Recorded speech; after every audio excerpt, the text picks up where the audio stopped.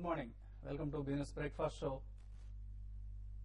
అంతర్జాతీయ ఉగ్రవాది Osama bin Laden మృతి చెందినట్లుగా ఏజెన్సీస్ నుంచి వార్తలు వస్తున్నాయి. సో కొద్దిసేపట్లో అమెరికా ప్రభుత్వం అధికారికంగా దీన్ని వెల్లడించే అవకాశం ఉంది. సో ఒసామా బిన్ లాడెన్ మృతి వార్తలు ఏవైతే ఉన్నాయో ఇవి వరల్డ్ ఫైనాన్షియల్ మార్కెట్స్ పై కూడా కొంత ప్రభావం చూపించే అవకాశం ఉంది. ఇండియన్ ఈక్విటీస్ మీద కూడా ఈ వార్త ప్రభావం కొంత ఉండే అవకాశం ఉంది. ఎస్ఎక్స్ నిఫ్టీ ప్రస్తుతం సుమారుగా 40 పాయింట్లు లాభపడింది. 42 పాయింట్ల లాభంతో 5794 దగ్గర ట్రేడ్ అవుతుంది. మేబీ లాడెన్ మృతి వార్తలే ఈ ఎప్రిసియేషన్ కారణంగా మనం చెప్పుకోవచ్చు. So equity markets last week 2% వరకు నష్టపోయాయి. ఇక ఈ వారం పాజిటివ్ ఓపెనింగ్స్ ను మనం ఎక్స్పెక్ట్ చేస్తున్నాం. ఎస్ఎక్స్ నిఫ్టీ ట్రెండ్ కూడా దీన్నే ఇండికేట్ చేస్తుంది. ప్రస్తుతం షార్ట్ టర్మ్ లో గమనిస్తే Indian IT major Infosys technologies management లో చోటు చేసుకున్న మార్పులు కావచ్చు, ఇంకా వెలువడుతున్న Q4 కి సంబంధించిన కార్పొరేట్ ఎర్నింగ్స్ కావచ్చు, అలాగే రేపు ఆర్బీఐ ప్రకటించనున్న క్రెడిట్ పాలసీ ప్రభావం, ఇవన్నీ మార్కెట్ గమనంపై షార్ట్ టర్మ్ లో ప్రభావం చూపించే అంశాలు. సో ఇవన్నీ ఏ విధంగా మార్కెట్స్ గమనాన్ని తీర్చిదిద్దుతాయి అనేది ప్రస్తుతానికి సస్పెన్స్. అలాగే కమోడిటీస్ మార్కెట్స్ లో బంగారం ధర ఆల్ టైమ్ హైని టచ్ చేస్తున్న సమయం ఇది. మనం బిజినెస్ బ్రేక్ఫాస్ట్ లో కావచ్చు, TV5 బిజినెస్ ప్రోగ్రామ్స్ లో ఎప్పటికప్పుడు లాస్ట్ 2 years గా చెప్తూ వస్తున్నాం, బంగారం వెండిని తప్పకుండా మీ పోర్ట్ఫోలియోస్ లో యాడ్ చేసుకోండి అని. సో ప్రస్తుతం బంగారం వెండి పెరిగిన ధరల తీరు గమనిస్తే మనం చెప్పింది ఎంత కరెక్ట్ అనేది అర్థమవుతుంది. So US, Europe, middle east, north Africa ఇలా ఏ రీజియన్ తీసుకున్నా కూడా అనిశ్చితి, సంక్షోభం చెలరేగుతున్నంత కాలం బంగారం వెండి లాంటి ప్రెషస్ మెటల్స్ కు ఇవి హార్డ్ అసెట్స్, వీటి ధరల పరుగుకు బ్రేక్ పడే అవకాశాలు కూడా లేవు. కాబట్టి సిస్టమేటిక్ గా ఈ రెండు మెటల్స్ లో ఇన్వెస్ట్ చేస్తూ ఉండండి. కనీసం ఏడాదికి 10 నుంచి 15% వచ్చే 2-3 ఏళ్లకు కూడా ఎక్స్పెక్ట్ చేయొచ్చు, ఎప్రిసియేషన్ ఎక్స్పెక్ట్ చేయొచ్చు. ఈ రెండు మెటల్స్ కూడా కరెన్సీ నోట్లు కావు. ఇష్టం వచ్చినప్పుడు ముద్రించి పంపిణీ చేసుకునేందుకు చాలా స్కేర్సిటీ ఉన్న మెటల్స్, డిమాండ్ సప్లై మధ్య హ్యూజ్ గ్యాప్ ఉన్న మెటల్స్ కూడా. సో తప్పకుండా ఇంకా ఇప్పుడు కూడా చాలా మంది అడుగుతున్నారు, ఈ పెరిగిన ధరల దగ్గర కూడా ఇన్వెస్ట్ చేయొచ్చు అని. తప్పకుండా ఇన్వెస్ట్ చేయొచ్చు. ఎస్పెషల్లీ వరల్డ్ కంట్రీస్ లో నెలకొన్న అనిశ్చితి ఇంకా కొనసాగుతున్నంత కాలం కూడా ఈ రెండు అసెట్స్ లో ఎప్రిసియేషన్ కొనసాగుతుంది. ఈక్విటీ మార్కెట్ సంబంధించిన గమనంపై మాట్లాడడానికి ప్రస్తుతం అనలిస్ట్ శేషు సిద్ధంగా ఉన్నారు. సో లాస్ట్ వీక్ ఓవరాల్ గా నష్టాలతో ముగిసింది. సో ఈ వారం ఆ ట్రెండ్ రివర్స్ అయ్యి పాజిటివ్ గా మార్కెట్స్ గమనం కొనసాగే అవకాశాలు ఎంతవరకు ఉన్నాయి? ఈ లాస్ట్ వీక్ గాని చూస్తే దాదాపు 2% వరకు ఇండియన్ మార్కెట్స్ పడ్డాయి. అయితే గ్లోబల్ మార్కెట్స్ అని కూడా చాలా స్ట్రాంగ్ గా ఉన్నాయి. మరి ముఖ్యంగా యూఎస్ అండ్ యూరోప్ మార్కెట్స్ చాలా స్ట్రాంగ్ ఉన్నాయి. ఓన్లీ ఏషియన్ మార్కెట్స్ లోని కరెక్షన్ ఉంది. అయితే ఈ వారం మాత్రం మార్కెట్ ఓపెనింగ్ మాత్రం చాలా వరకు గ్యాప్ అప్ లో ఈ రోజు మార్కెట్ కొంచెం 35 to 40 పాయింట్స్ గ్యాప్ అప్ లో ఓపెన్ అయ్యే అవకాశం ఎక్కువ ఉంది. దీంతో పాటు రేపు క్రెడిట్ పాలసీ ఉంది కాబట్టి మార్కెట్ చాలా వరకు రేపటి వరకు పెద్దగా పడే అవకాశం అయితే కనపడలేదు.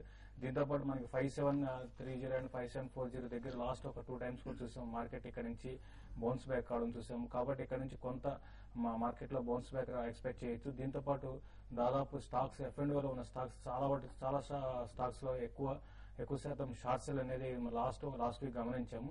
కాబట్టి చాలా వరకు షార్ట్స్ హెవీగా బిల్డ్ అయ్యాయి. కాబట్టి వాటిలో కవరింగ్ వచ్చిందంటే మార్కెట్స్ మాత్రం ఒక ర్యాలీ కూడా ఎక్స్పెక్ట్ చేయొచ్చు. కాబట్టి ఇప్పట్లో నెగిటివ్ అంటే పెద్దగా ఏం లేదు. కాబట్టి ఆల్రెడీ మన మార్కెట్స్ హై నుంచి ఒక 2%, 3% కరెక్షన్ వచ్చింది. కాబట్టి ఇక్కడ నుంచి స్టాక్ స్పెసిఫైడ్ యాక్షన్ ఉంటూ మార్కెట్ రేంజ్ బౌండ్ ఉండే అవకాశం ఉంది. కొంచెం పెరగడానికి కూడా అవకాశం ఉంది. ఒకవేళ ఈ మంత్ లో కొంచెం పాజిటివ్ న్యూస్ లైక్ మాన్సూన్ లాంటి పాజిటివ్ న్యూస్ ఈ మంత్ లో వచ్చాయంటే మాత్రం డెఫినెట్ గా ఎఫ్ఎంసీజీ లాంటి స్టాక్స్ నిఫ్టీ ఇండెక్స్ లీడ్ చేసే అవకాశం ఉంది. కాబట్టి వాటి మీద బయింగ్ చేయమని చెప్తాను. లాస్ట్ వీక్ ఫ్రైడే మనం చూసినట్లయితే చాలా వరకు ఎఫ్ఎంసీజీలో మంచి యాక్టివిటీ కనపడింది. హిందుస్థాన్ యూనిలివర్, ఈవెన్ ఐటీసీ లాంటిలో కూడా మంచి బయింగ్ కనపడింది. దీంతో పాటు ఐటీ కంపెనీస్ లో లాస్ట్ వీక్ డెవలప్మెంట్ చూసాం. కామర్త్, ఇన్ఫోసిస్ చైర్మన్ గా రావడం అనేది కొంచెం ఇది పాజిటివ్ న్యూస్ ఉంటుంది. మరి ముఖ్యంగా ఇన్ఫోసిస్ ఎప్పుడైతే రిజల్ట్ అనౌన్స్ చేసిందో అప్పటి నుంచి కంటిన్యూగా డౌన్ ట్రెండ్ ఉంది. ఇవన్నీ కూడా ఇండెక్స్ కి దోహదపడతాయి. కాబట్టి మార్కెట్ నా ఉద్దేశం ప్రకారం కొంచెం పాజిటివ్ గా బయస్తూనే ఉంటుంది. అయితే ఏవైతే రిజల్ట్ కొన్ని నెగిటివ్ వచ్చాయి లైక్ సెయిల్, ఇటువంటి స్టాక్స్ లో మాత్రం కొంచెం సెల్లింగ్ ప్రెషర్ రావడానికి అవకాశం ఉంది. మెటల్స్ లో కూడా ఈ రోజు కొంచెం షార్ట్ కవరింగ్ వచ్చి బయింగ్ కూడా రావడానికి అవకాశం ఉంది. ఓవరాల్ గా మార్కెట్ ట్రెండ్ అయితే ఈ రోజు కొంచెం బౌన్స్ బ్యాక్ అయ్యి నిఫ్టీ ఒక 30 to 40 పాయింట్స్ ప్లస్ లో క్లోజ్ కావడానికి ఎక్కువ ఛాన్సెస్ ఉన్నాయి. So KV Kamath ICICI bank ను ఇండియాలోనే నెంబర్ 1 ప్రైవేట్ సెక్టర్ బ్యాంక్ గా తీర్చిదిద్దిన మనిషి KV Kamath. So KV Kamath ప్రస్తుతం నారాయణమూర్తిని రీప్లేస్ చేస్తూ ఇన్ఫోసిస్ చైర్మన్ గా బాధ్యతలు చేపట్టారు. సో డెఫినెట్లీ ఈ మేనేజ్మెంట్ చేంజ్ గ్యారంటీగా స్టాక్ ప్రైస్ పై కొంత ప్రభావం చూపించే అవకాశం ఉంది. అలాగే శిబులాల్ ఆయన కూడా ఇంతకుముందు హెచ్ఆర్ యాక్టివిటీస్ చూస్తున్న పర్సన్. సో ఇన్ఫోసిస్ కొత్త ఎండి అండ్ సీఈఓగా ఆయన నియమితులు కావడం కూడా స్టాక్ పై ప్రభావం చూపించే అవకాశం ఉంది. బహుశా ఇవాళ పాజిటివ్ గా రియాక్ట్ అవుతుంది. Most of the broking companies Infosys technologies ను బై అనే రికమెండేషన్ ఇస్తున్నాయి. మేనేజ్మెంట్ లో వస్తున్న చేంజెస్ స్టాక్ ప్రైస్ పై ప్రభావం చూపించే అవకాశం ఉంది. శ్రీనివాస్ బాపట్ల నుంచి కాలర్ లైన్ ఉన్నారు. శ్రీనివాస్ గారు, హలో. హలో సార్, చెప్పండి శ్రీనివాస్ గారు. సార్ నేను 1000 షేర్స్ జేఎస్డబ్ల్యూ ఎనర్జీ బై చేస్తున్నాను సార్ 83 రూపీస్ లో. 83 లో బై చేశారు. షార్ట్ టర్మ్ కోసం కొన్నారా, లాంగ్ టర్మ్ కోసం అండి? Long term sir. ఓకే అండి. జేఎస్డబ్ల్యూ ఎనర్జీ ఎలా ఉంది? జేఎస్డబ్ల్యూ ఎనర్జీ అయితే మీరు హోల్డ్ చేయండి. స్టాక్ అయితే ఇప్పుడు ఇమీడియట్ గా పెరిగిపోయి చాలా ఒక నుంచి 30%, 40% పెరుగుతుందని చెప్పలేము. బట్ స్టాక్ అయితే స్టడీగానే ఉంటుందండి. రిజల్ట్ కూడా చాలా వరకు బాగానే రావడం జరిగింది. కాబట్టి స్టాక్ అయితే హోల్డ్ చేయండి. వచ్చే కొద్ది రోజుల్లో మనకి పవర్ కి హ్యూజ్ డిమాండ్ ఉండే అవకాశం ఉంది. కాబట్టి డెఫినెట్ గా ఈ స్టాక్స్ లో, పవర్ స్టాక్స్ లో కొంతకాలం కన్సాలిడేట్ అయినా కూడా లాంగ్ టర్మ్ పర్స్పెక్టివ్ తో మీరు 1 year, 1.5 year టార్గెట్ పెట్టుకుంటే మాత్రం డెఫినెట్ గా 100 రూపీస్ క్రాస్ అయ్యి అరౌండ్ 150 ఆ లెవెల్ కూడా వెళ్ళొచ్చు. కాబట్టి మీరు కాకపోతే ఏంటంటే దీన్ని హోల్డ్ చేయాలంటే మాత్రం చాలా ఓపిక ఉండాలండి. ఓపికతో మీరు హోల్డ్ చేయండి. ఇది ఫ్యూచర్ లో పెరిగే అవకాశమే ఉందండి. నెక్స్ట్ కాలర్ సంగారెడ్డి నుంచి కుమార్ లైన్ లో ఉన్నారు. కుమార్ గారు, హలో, చెప్పండి. కుమార్ గారు, good morning sir. Good morning.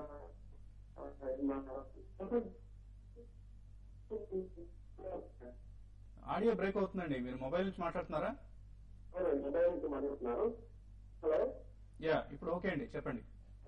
Starting chemicals ఉన్నాయండి, ఒక 80 రూపీస్ అయినాయి. తర్వాత ఆంధ్ర బ్యాంక్ 140 రూపీస్ అయినాయి. వాటి మీద ఉండకుండా లేకపోతే ఫార్మా కంపెనీలో వేరే వాటికి షిఫ్ట్ అవ్వమంటారా? ఓకే అండి. Shasun chemicals and Andhra bank.